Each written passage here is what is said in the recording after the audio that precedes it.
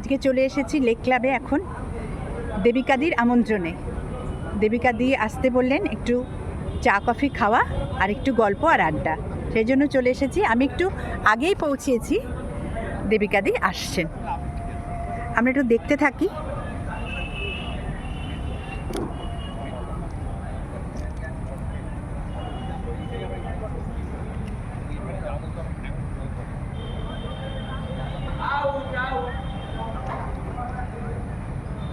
চারপাশটা একটু দেখতে থাকি।